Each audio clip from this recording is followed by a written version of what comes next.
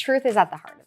I mean, it's very, very obvious to tell when someone's like super polished, has scripted everything out to the T. And I think you do need to show your own personality. I think tenacity is a huge thing because yes, you do have to really want it. There are some days where you're like, what I wrote today was garbage. This is not gonna make it in the final copy. I'm starting small because when you start too big, sometimes it can be overwhelming and then you never get started. My early writing was very raw and how I was feeling in the moment. And I really tried to keep that in because I want readers to really connect with Jo. Yeah. If I have a chunk of time on a weekend, I'll divulge quite a bit. Yeah. And this is one of those books, I can tell. Yeah.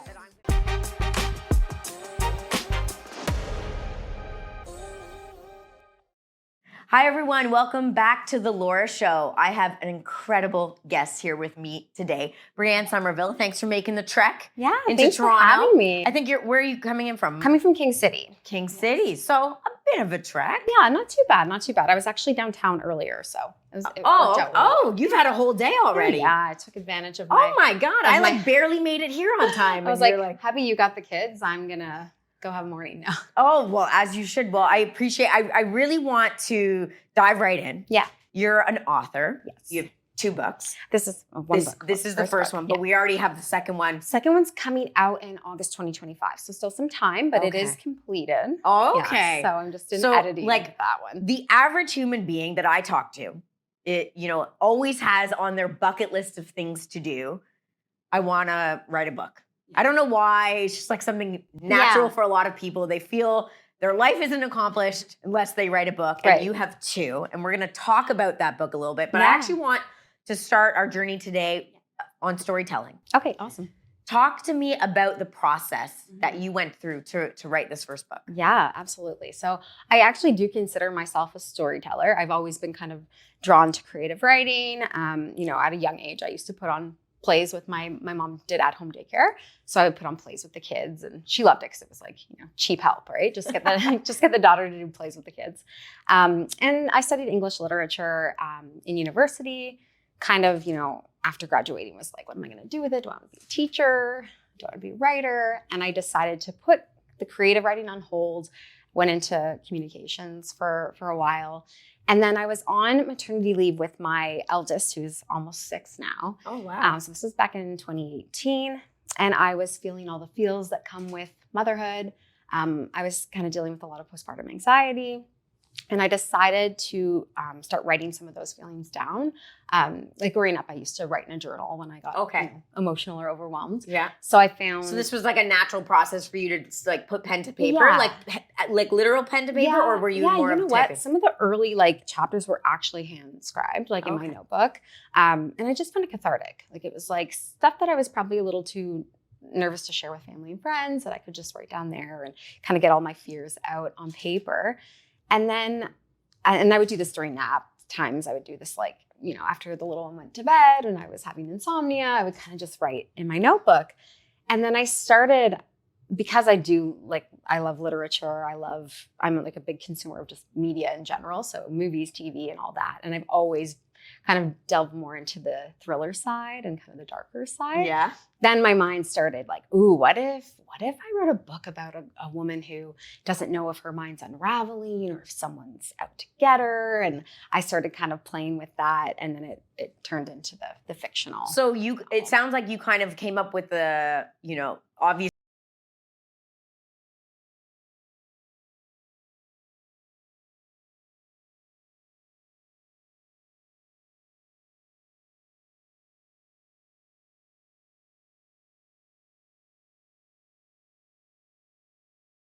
With that process. Yeah. So you'll hear this term in the writing community about plotting versus pantsing. And pantsing is when you just kind of write and just see what comes out. And then plotters tend to be more this is how I want it to end. This is the character arc, you know where you're going. And then you kind of go from there. So I like to consider myself a plotter at large, but a pantser at the seam level. So, a bit of a hybrid. Yeah, a little bit of a plotzer. So, I had this ending in mind. I do like to some writers will go in without knowing their ending, and I find that just well, what if you never get there? And then you've wasted all this time writing a story that doesn't have an ending that's tight and wraps everything up nicely. So I do like to have my. Yeah, I feel like the ending kind of I'm interrupting you, but you kind of have to dabble along. Yeah. Like almost give the breadcrumbs. Right, yeah, sprinkle some seeds in there before it comes. So that's interesting. I think I would be a plotter for sure. I think I would be the person who has the board out with the like, this is the peak, this is the denouement. Is that still, is that a literary term? Absolutely. I remember some things from English class. Yes. So I'd be more like that. And sorry, back to you. Sure. And so that's, I kind of had this idea and I was like, oh, I like that ending. Okay, now how do I get there? And like, who are all the characters that help, get us to that point? And then at the scene level, I'm a little bit more like, okay, I feel like writing today, I'm in the mood. And then I just kind of see where it goes. But I always know where the end is. Sometimes things do have to get changed around as your characters surprise you and they'll be like, oh, actually, I'm going to say this now. And you're like, oh, I didn't know you were going to say that. Okay. And you got to change things. But overall, I like to plot it. How was that process?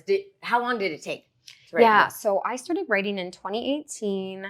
My daughter was, I think, 3 months old when I was starting to actually make it more of a fictional novel at that point. And I wrote it over the first maternity leave. Then I went back to work and put it on the back burner because like who has time to do all that. So then I re-picked it up on my second maternity leave, which was during the pandemic. It was August 2020, and wrote like the second half on that maternity leave. Interesting. So you almost as a different person, you come back to it, unique set of eyes almost. Exactly. So did you make big changes? There were some changes, nothing too major. I kind of stayed true to like my original vision, but then things would kind of evolve, I guess, as I was writing. And I was complete a first draft, I think, right before I went back to work. So that would have been 2021, like September.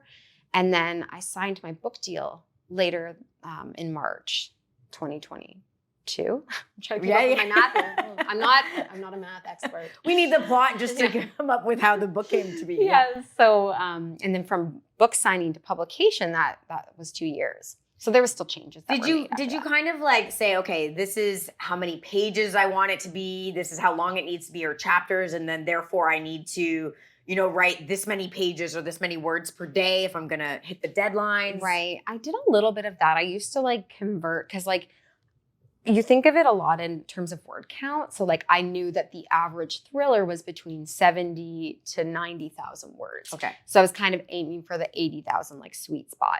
But then I'd be writing and I'd have to be like, okay, like how close am I? And like, where is that falling? And is that going to make sense? Or am I going to be way over or way under? But I kind of just trusted like my gut to just finish it. And that I could go back and like, oh, that happens too soon. I can add some more there. Or that happens, way too late. Then I can scrap a couple chapters here. Scrap a couple chapters? Well, yeah. Just throw away chapters? Yeah, sometimes you gotta. Sometimes it's not working, you gotta get rid of it. Yeah. And that's so interesting. I'm so intrigued by this. So you're thinking, I'm just getting my words out. Mm-hmm. It's cathartic for me. It's a story. At what point do you think, oh, I actually have something here. Yeah. Let me go and see if I can sell it. So that wasn't until during the first maternity leave. It was just like, have some fun with it. Like it's a little bit of a passion project. It allowed me to have like that time to flex a creative muscle. I got to take a break from like singing the Wiggles to my daughter and like use my brain a little bit. Yeah. So it wasn't until on my second maternity leave, I decided to enroll in a creative writing course with U of T. And we had to share like a chapter of what we were working on. It was like writing a novel course. And I shared the opening chapter. And I got good feedback. And people were like, oh my gosh, what's going to happen? Right. I like where this is going. And I thought, okay, like maybe I have something here. So I stayed in touch with one of my classmates and we decided to just swap chapters. And she was working on a memoir. So very different from what I was doing. Mm-hmm. But we just swapped chapters back and forth. And then she was giving me positive encouragement. My mom had read it too and was like, I like this, but but it's your mom. To say that. They're not going to be like, this is horrible. Yeah. Go back to your day job. Honey, you suck. Well, some would. Yeah, maybe my mom wouldn't. Yeah. So she was, she was very nice about it. And she also like isn't a huge reader, my mom. So she was like, I mean, it's good. Like, I think it's good. But she, I needed like some critique outside of my family, I guess. And my husband kept saying, I don't want to read any of it until you're done. And it was kind of his way of motivating me to finish. Because I'd be like, oh, can you just read? He's like, nope. Oh, when you're wow. done. When you're That would done. drive me crazy. Yes. I'm like, but I just want to make sure. No, when you're done. Right. Okay. So he did read it when I was done. But yeah, so my classmate really helped me. Then I decided to just kind of do research because I didn't really know what the process was. Like, okay, do I just email Penguin and do I print out a copy? How many Like, emails are they getting a day? With a bread basket? Like, what do I do? So you don't do that. Don't go to Penguin with a basket of muffins. No, so I ended up doing some research and found out that if you want to traditionally publish, you do have to either find a small press that will accept unsolicited manuscripts or find a literary agent who can actually get you into some of those big 5 publishing houses. So I started with the agent route.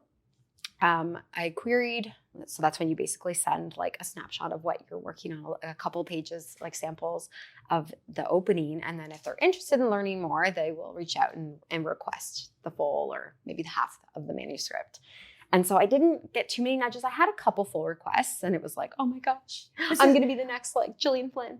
No. Did you go there quickly in your brain? Like, oh my God, what if? Like, let me dream big totally. here. I used to like fantasize about like, and then they're going to change it, like turn it into a movie and then I'm going to, be famous. No, I feel like you have to kind of have that like, because otherwise what are you doing? Otherwise it's like, this is a lot of work. A lot of work to get a lot of no's, a lot of doors slammed in the face, right? Yeah, you have to have like this fundamental belief in yourself. That it can be and you have to have a thick skin too, because even when you're just going through like finding, they call them like beta readers to give you feedback, like not everyone's going to be rosy about it. Not everyone's going to be like, you're so good. Like they might be like, what does this mean? Like this is the wrong word, or I'm confused. I don't like her here. Like you're going to get that, and you have to. How do you deal with that?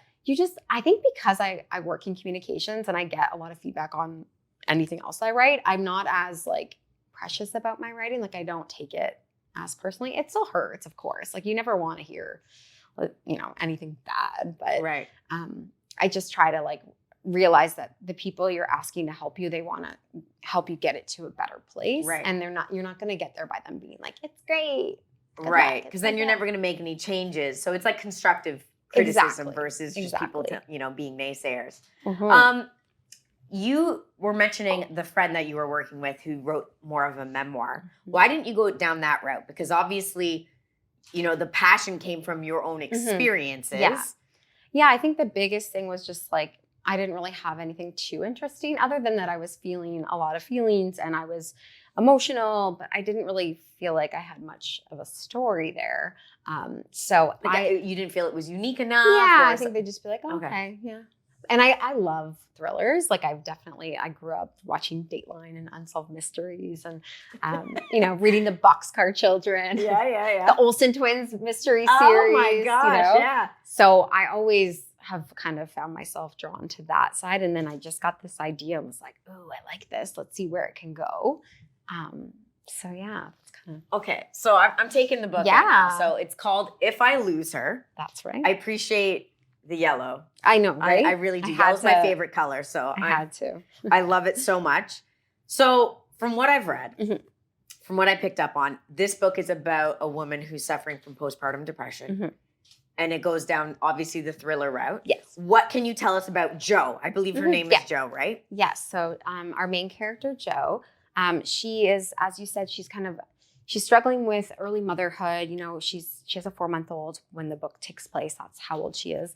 And she is kind of grappling with all the new experiences that come with motherhood. She is experiencing, an intensified baby blues. And a lot of her family members are kind of hinting at the fact that like, oh, maybe you should, go see someone about your baby blues.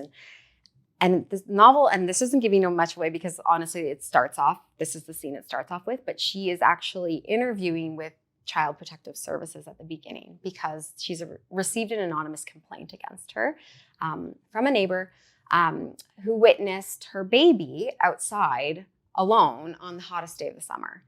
And Jo doesn't have any memory of this. She has no recollection from the time that she put her baby in her bassinet and went to have a nap herself. And so Jo starts to wonder whether it's her mind that's unraveling. She's having these memory lapses. She can't remember doing these things that people are saying she's done. Or if there's somebody maybe out to kind of convince her of Ooh, it. So, okay. yeah. So there's a lot of You neighborhood piqued drama. my interest Yeah. already. Like the suburb drama, Oh, right? yes. The bad parenting. Exactly, like the Desperate Housewives Yes. kind of vibes, and then a lot of childhood secrets. It's actually a dual timeline, so you will get the majority takes place in present day with Jo on maternity leave, but there are chapters that go into her adolescence and her childhood, and that kind of unpack her own tumultuous relationship that she had with her mother.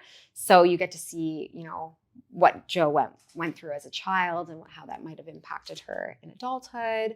Okay, well, this leads me to have to ask now, when you're creating a character like Jo, yes, how much of this is based off of your experience, or where did you kind of get the ideas for this character and what she's going through? Yeah, so I think a lot of the my early writing was very like raw and how I was feeling in the moment, and I really tried to keep that in because I want readers to really connect with Jo.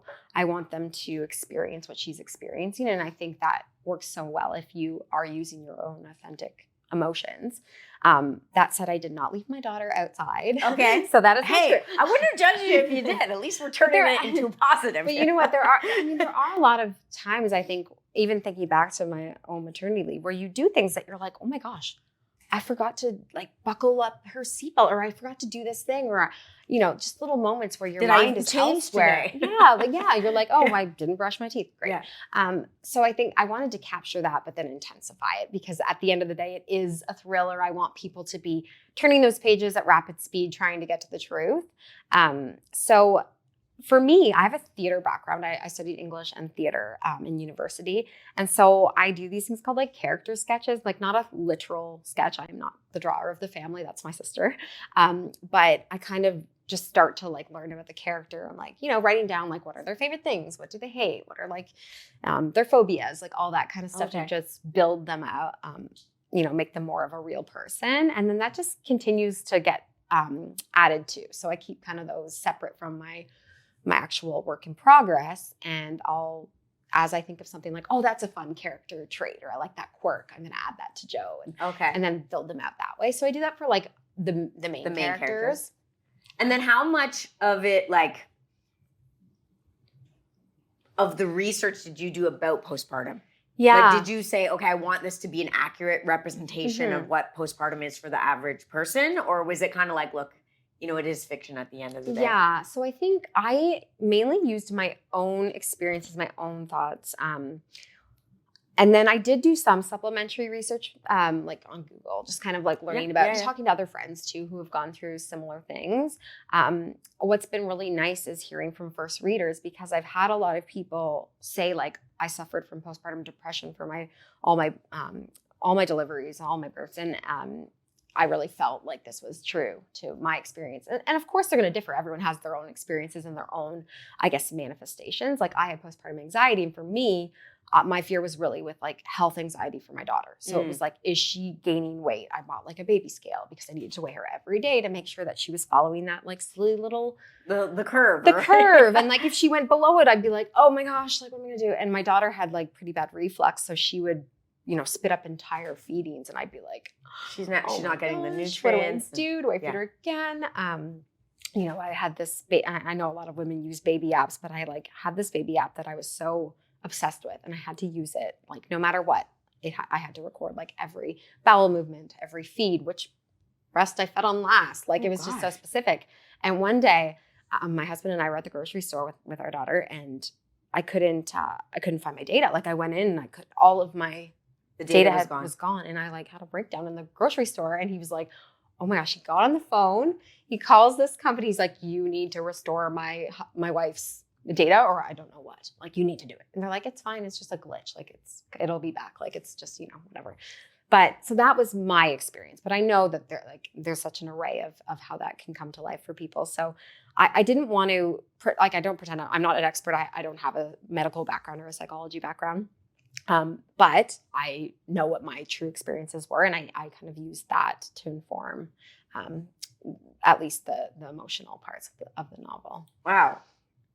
Okay, so you finish writing it, you get some feedback, then you start shopping around, the agent's helping you. At what point do you get the like, okay, we're moving forward with this? Tell me about that experience. Yeah. So I had gotten a lot of rejections. I'm not gonna, paint it does happen. You get a lot of rejections most of the time. And then I didn't consider giving up. Like I was like, okay, like I need to work on it. So I made some changes I found a group of, there's I think 8 of us women, and there's one from Australia, a couple from the US, some Canadians, and we really like come at it from a writing lens. So when we're reading, we're thinking of the reader experience, but also like we know enough about craft at this point. So they helped me a lot to get it to where I felt pretty confident. I was like, okay, it's pretty polished now. Unfortunately, in this industry, you can't re-query agents that have already passed on it. So even if you do changes, you're not supposed to like bug them because they get so many. Right. Like don't make me go down this path again. Yeah, don't make me say no to you twice. So I had already like blown through a lot of agents. So I decided to start querying smaller presses that do take unagented work. And then I actually was tweeting one night. I was like, oh, what happens when you find out that your book is too dark for like the current landscape? Because I had heard someone talk about how people were post-pandemic, people really wanted to read about rom-coms and like comedies and just feel good. And I was like, oh, well, I don't know if they're going to like this then. It's a little dark. So I was kind of like ranting into the universe. And then my editor and publisher saw my tweet and was like, I like dark. So she direct messaged me and said, hey, send it to me. I'm curious. Like, how dark is dark? Let me see what you've got. How dark is dark? So I sent it to her and she loved it. And within, I guess it was probably like 3 weeks, I signed with her. Was that like the best day of your life? Oh yeah, cracking that champagne. Yes. Yeah, no, it was really, really surreal. I think I always hoped that it would get to see the light of day and that people would get to read it. But yeah, there's something really special about actually getting that after getting so many no's. After getting so many no's. Is it kind of like, I think a lot of people probably put it on a pedestal like this process, but I also imagine once you sign, you give away a little bit of your control, perhaps? Yeah, is that true? Or what's that like? Yeah, I think writing is so solitary because like there is a lot of just like even before you start to share it, you feel like you're so in your own zone and you're in your own mind all the time. So when you do start to get, it's exciting because you have people now who want to help make it better. But it is kind of weird because it's like, those are my words. Oh, they're striking out my words. But you have to just realize that it's the greater good. Like it's going to make it a better product. The more people that do get their eyes on it, because you're in it so much that you don't see like bigger picture things sometimes. Like you don't realize. And you don't have necessarily the experience that they do of what's going to make a selling book and a successful book. Yeah. So it was definitely surreal, but it was really exciting to have people who actually want to make it better. Worst feedback you ever got on the book? Ooh, worst feedback. Oh, that's good. Let me think. I don't know. I don't know if it made me like, I don't know if it was worse feedback, but I got feedback early on about the mother character feeling like too far removed, like a little too.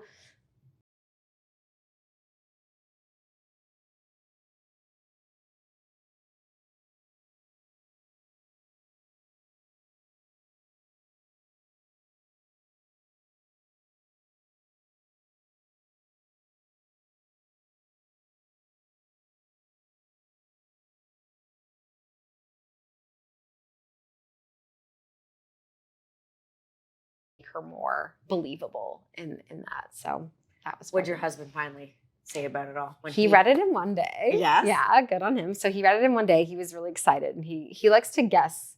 It's funny because he always like jokes about how he like always can guess who like who the culprit is and like mysteries and whatnot. But he also guesses everybody. So he's the one who's watching. At some point, it's them. Oh, it's them now. Oh, it's the concierge. And then of course he says he's right, but it's like, well, you said every character. Exactly. Yeah. So actually right now we're watching Only Murders in the Building with Selena Gomez. Oh, Steve okay. Martin, Yeah. Short. We're a little behind, and I'm not going to give spoilers, but same kind of thing. Like we start watching it and like he'll be like, yep, it's them. No, it's that. Oh yeah, it's her. No, it's him. And then at the end, he's like, see, I got it. Right. I'm like, yeah, but you guessed like 20 people. Right. So, And like, you didn't just stick with the first person. People out there wanting to be an author, what would be your like, I don't know, top 2, top 3 tips for someone who wants to get started? Yeah, absolutely. Let me think. So I I think finding a community is so important. And I don't think it's something that you think about right away. Kind of goes back to the whole writing being very solitary.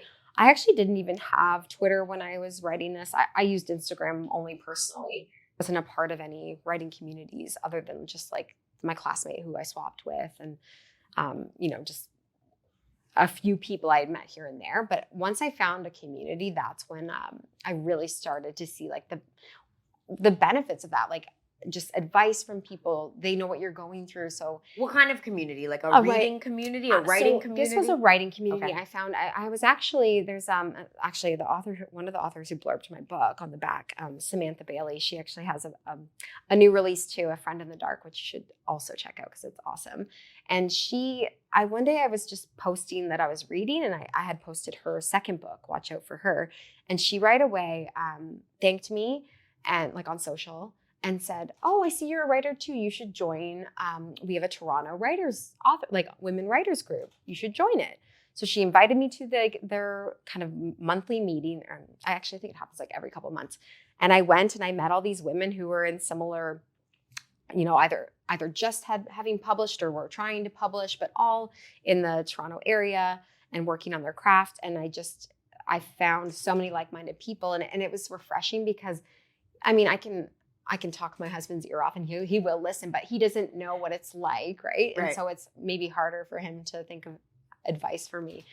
Whereas having like a group of people who, just have been there, I think really helps. And then when it's time for your book to come out in the world, they're so great at sharing and spreading the word. And you both you all do it for each other. And it's really nice to have that, it's like a little community that really supports each other. Got you. Okay, that actually makes a lot of sense. So building a community, and maybe even like a community of like-minded people outside of being an author, I'm sure, right? Yeah. Like particularly about a book with this subject matter. I mean, my friends are all, late 30s. So at some point in the last decade, I'm sure a lot of them can relate to this, right? Totally. So it's like finding those people who are of that same age group who have gone through that similar experience. Absolutely. That can probably help. What else? What else would you say? Having tenacity is a huge thing because yes, you do have to really want it. It's not easy to it's a lot of words. So, when you're thinking about writing a novel, it's a lot of words that you got to put on paper. But there are some days where you're like, what I wrote today was garbage. This is not going to make it in the final copy. Or you might go down a rabbit hole and be like, I've gone way too far this way and that's not working. I'm going to have to rewrite 20 pages tomorrow. And that can be really disheartening, especially because it's not like my day job where I'm like, well, I'm getting my salary at least. You're not making anything.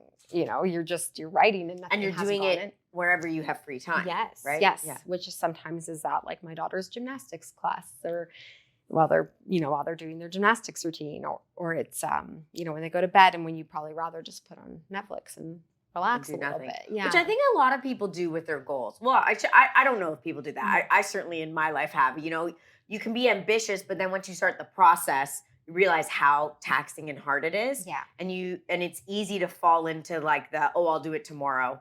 I'll start even something as simple as journaling. Yeah. I've been wanting to get into journaling, for example. And I keep telling myself, like, let's do it. This is the year. We're going to get into journaling. Yeah. I've tried handwriting. Then that hurts my finger. Then I've tried typing.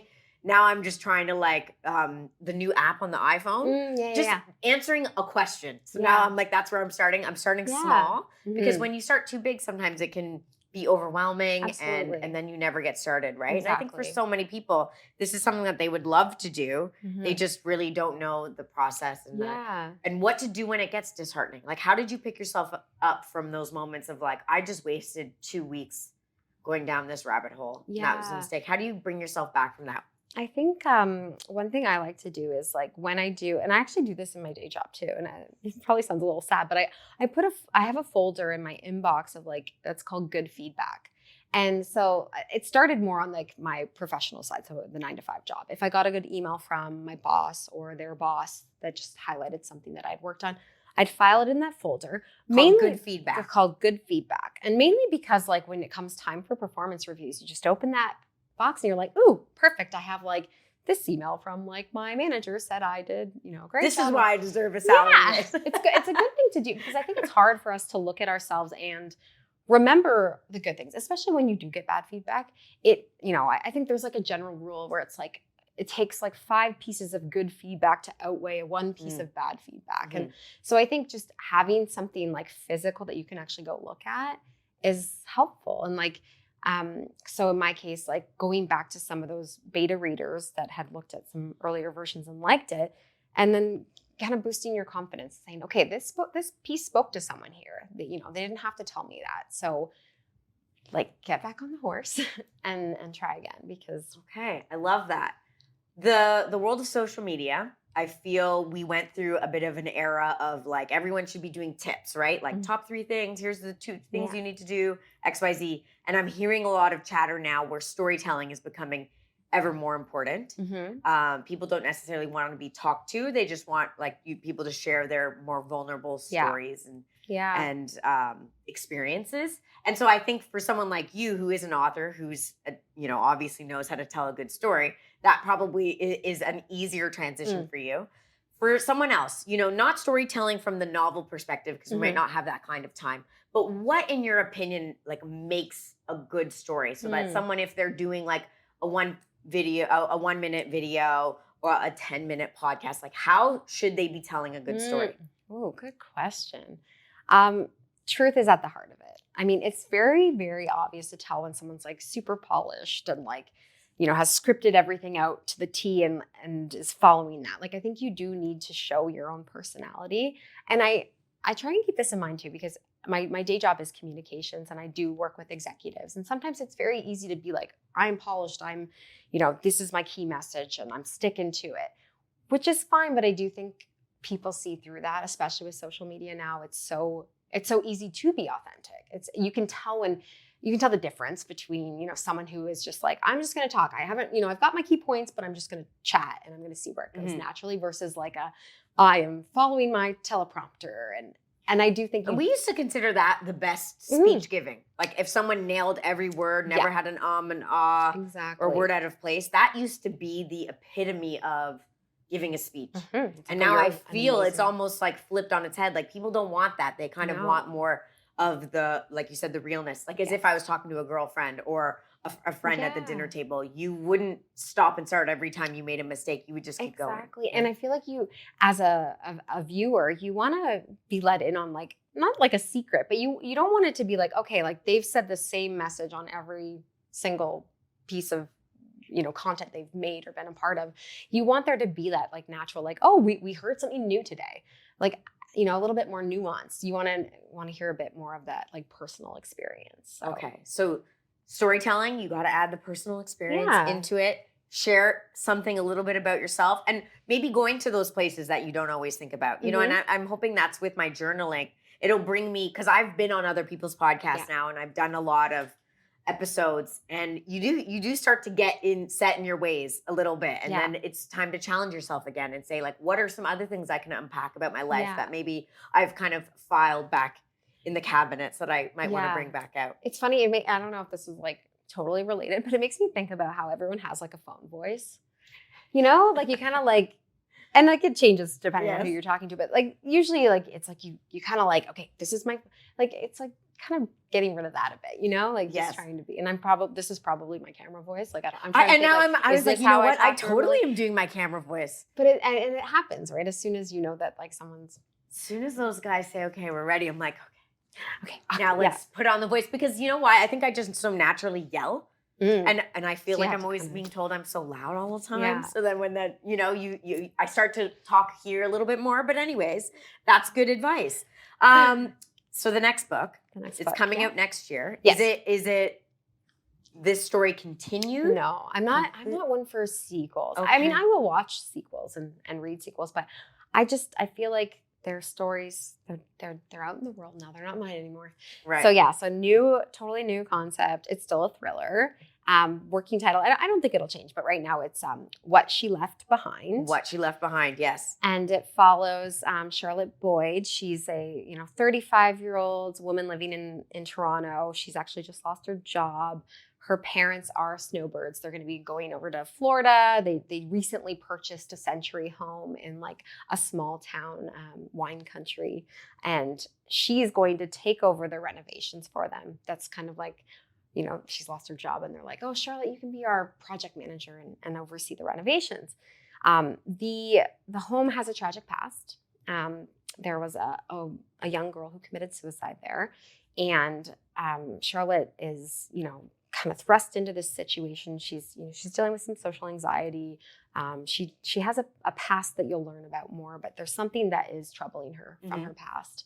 And she ends up discovering something in the home where she learns some secrets of the previous owners, and she becomes very interested in this young woman and what she went through. And it's kind of so it's another thriller as well. So you're the okay.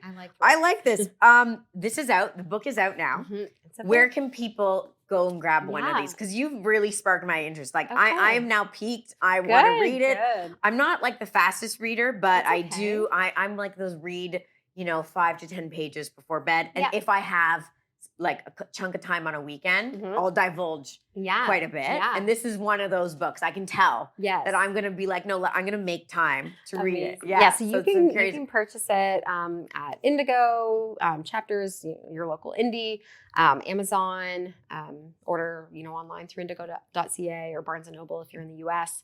And it is available in all formats. So if you're an audio reader, you like to, you know, do your dishes and listen. Did you do the audiobook? No, I didn't. No? Why not? My voice isn't. Oh, your voice is great.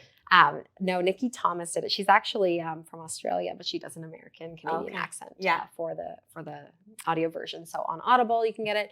It is available in ebook as well if you have your e-reader, and then paperback as well. So big congratulations to you. So Are you still doing your main job, your other job? So PR? I'm right now I'm on my 3rd maternity leave. I have 3 kids, and so it worked out well because I could do like the marketing and PR. But no, I'm going back to work very soon. So wow. So you're just juggling it all. Yeah, for now. Well, good for you. I can tell we just met for the first time, and you know, there's something to somebody kind of living out their dream. And you can feel it in somebody. So congratulations to you. And guys, pick this puppy up. This is going to be, I feel like this is going to be on my Netflix one day soon. Let's send out good vibes. We're sending out good vibes.